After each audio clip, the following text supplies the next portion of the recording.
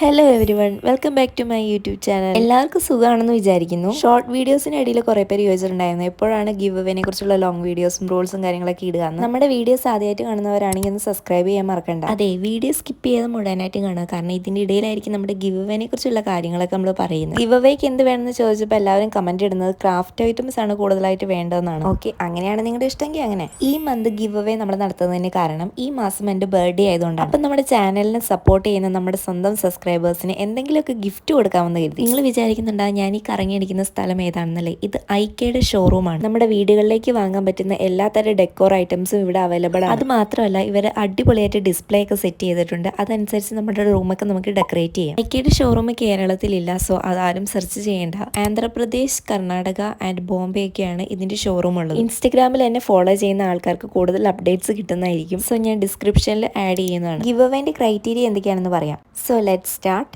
First thing, subscribe ചെയ്യുക എന്നുള്ളതാണ്. കാരണം നിങ്ങളുടെ സപ്പോർട്ട് ഉണ്ടെങ്കിലേ നമ്മുടെ ചാനലിന് മുന്നോട്ട് പോകാൻ പറ്റുള്ളൂ.